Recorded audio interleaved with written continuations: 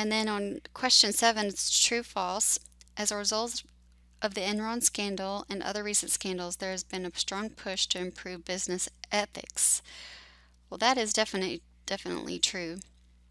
In the case of Enron and a lot of the other situations, they overstated profits by using misleading accounting practices. And so that has to do with ethical decisions, well, unethical decisions in that case. And then let's look at question 8.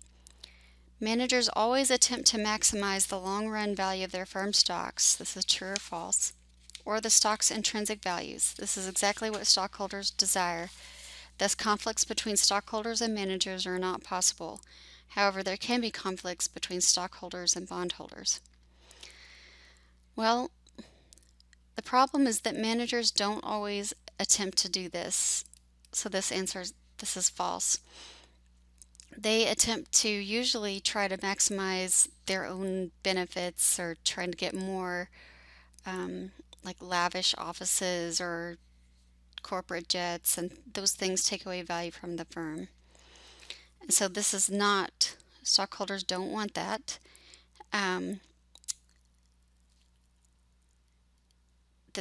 To rely on managers. And then thus conflicts between stockholders and managers are not possible. So that one is also not true. However, there can be conflicts between stockholders and bondholders. The last part of the sentence is true. But if any part is false, then we have to put false. And then question 9, which of the following statements is correct? A. One of the ways in which firms can mitigate or reduce potential conflicts between bondholders and stockholders is by increasing the amount of debt in the firm's capital structure. Well, if you increase the amount of debt, that increases the conflict. So the part that's incorrect is mitigate or reduce. So this really would increase the conflict between bondholders and stockholders, because if there was more debt, then bondholders have this greater likelihood of not being repaid and not getting any extra benefit from taking on the extra risk by having more debt, but stockholders could benefit by taking on this increased risk because they could get extra dividends if the extra debt caused them to do things that made the company money. And then if we look at B, the threat of takeover generally increases potential conflicts between stockholders and managers. Actually, the word right here, increases, for this to be true, it should say decreases. Because if there's more of a threat of them being taken over, managers are going to try to maximize the value of the firm so they could keep their jobs. And so that one's not the case. And then C, managerial compensation plans cannot be used to reduce potential conflicts between stockholders and managers. And that is not true. They can be used, and it's pretty effective. And then D, the threat of takeovers tends to reduce potential conflicts between stockholders and managers, and that is true. And then E says the creation of the Securities and Exchange Commission has eliminated conflicts between managers and stockholders. And that is not the case. It has not, and the SEC mainly regulates securities markets. So let's look at question 10. Which of the following actions would be most likely to reduce potential conflicts of interest between stockholders and bondholders? And so A says compensating managers with stock options. It's not that one. That would increase conflicts of interest. B, financing risky projects with additional debt. And by the way, with A, the reason why it's not that one is that because managers would take on more risk, and that would not, so that they could try to get more money off of their stock options, and that would be at the expense of the stockholders. And then B, financing risky projects with additional debt. Well, that would increase conflicts too.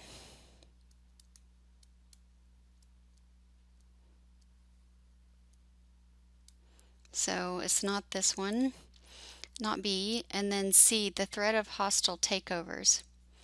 And that one's not true because it has to do with um, stockholders and management conflicts. And then D, again, we're talking about stockholders and bondholders and their conflicts. The use of covenants and bond agreements that limit the firm's use of additional debt and constrain managers' actions. So that would help to reduce the conflict of interest between those two groups. Then the bondholders would feel less threatened. And then E, abolishing the Security and Exchange Commission is just kind of a crazy answer, and it's definitely something we would never want to do. So 11, which of the following actions would be likely to reduce potential conflicts of interest between stockholders and managers? So now it's always stockholders and somebody, so this time it's stockholders and managers. So A says Congress passes a law that severely restricts hostile takeovers. And so again, we know that hostile takeovers reduce potential conflicts. So if they restrict hostile takeovers, that would increase the conflicts of interest. So not A. A firm's compensation system is changed so that managers receive larger cash salaries but fewer long-term options. Definitely do not do that, because managers will act in their own best interests and not in the interests of the shareholders. C. The company changes the way executive stock options are handled, with all options vesting after 2 years rather than having 20% of the options awarded vest every 2 years over a 10-year period.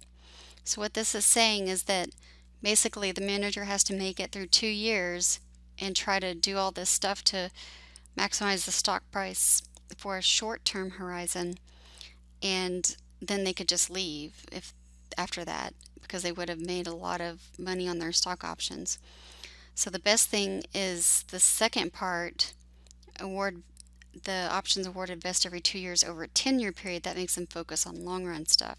So it's not, the problem is you wouldn't want this first option, so that makes this letter C untrue. And then D, the company's outside auditing firm is given a lucrative year-by-year consulting contract with the company. Well, that would be a conflict of interest because they said lucrative year-by-year consulting contract. That just causes the auditing firm to want to give more favorable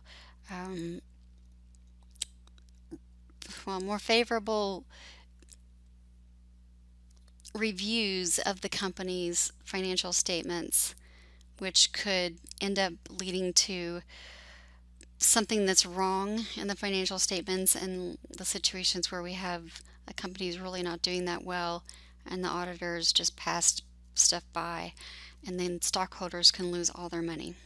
So it's not D. And then E says the composition of the board of directors is changed from all inside directors to all outside directors, and the directors are compensated with stock rather than cash. Well, that is a really good solution, and that's the answer, because if you have outside directors, then they are more concerned about the company, and if they're compensated with stock, then the only way they do well or make money is if the company does well. And then if we look at question 12, which is the last one, which of the following statements is correct? A, corporations are taxed more favorably than sole proprietorships, and the problem was with the word more. They are taxed less favorably. B, corporations have unlimited liability, and it's not true. They have limited liability. And then C, because of their size, large corporations face fewer regulations than smaller corporations and sole proprietorships. So it's not fewer, it's more. And then D, reducing the threat of corporate takeover increases the likelihood that managers will act in shareholders' interests. Well, it doesn't increase, it decreases. We've talked about this one. And then E, bond covenants are designed to protect bondholders and to reduce potential conflicts between stockholders and bondholders. And that is the correct answer. So that is the end of some Chapter 1 practice questions.